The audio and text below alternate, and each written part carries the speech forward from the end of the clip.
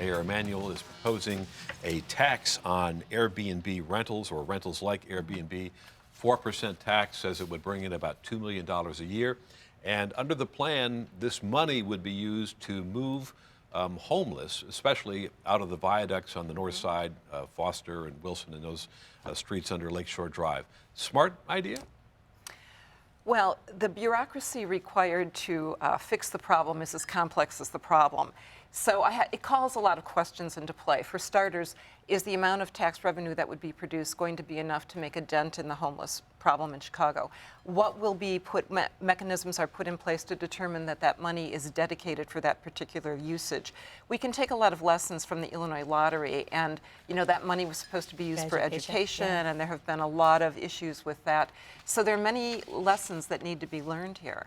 I'm also thinking, Chicago needs to continue to be a place where startups and entrepreneurs can continue to thrive. Sure. However, when those startups get to a certain scale and they are actually having a really big impact on the larger economy, we need to make sure that they're contributing to the economy as well. I mean, revenue for a lot of the downtown hotels, individual rooms, has been down. I think it was something like 5%. And so that's because a lot of there are different ways that people are traveling. There are different ways that people are staying in the city of Chicago. I think that's great. People should create their own experiences here, but we need to make sure that those sort of alternate forms in the economy need to contribute to the larger environment as well, and need to make sure that we maintain a particular tax base. What about the homeless end of that proposal? The pilot program to move about, I guess, 75 homeless people out beginning this summer. I mean, I'm in agreement with it. I think when you think about bringing some sort of solutions to a big problem here in the city, you have to start somewhere. And when you think about, just in the capacity of driving through and what a sore sight it is to see, not only, these people that are in this, unfortunate situation, I think you really should try to provide some support to them. And I think this is a nice way to start. Some skeptics, and of course there are skeptics of this, say that it's just a way to clear out undesirables before the festival season, and no one really worried about it over the winter. Yeah. Well, I mean, the thing about homelessness is it's not just about a place to live.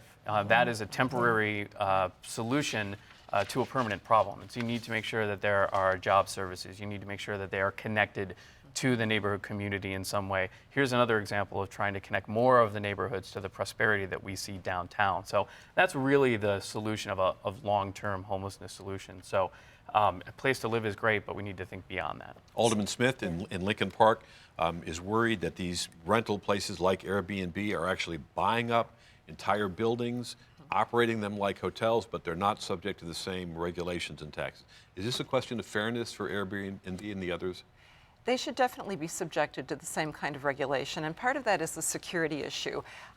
There is a shadow housing opportunity through Airbnb, for example, predators to find housing near schools, for illegal immigrants, for human trafficking issues.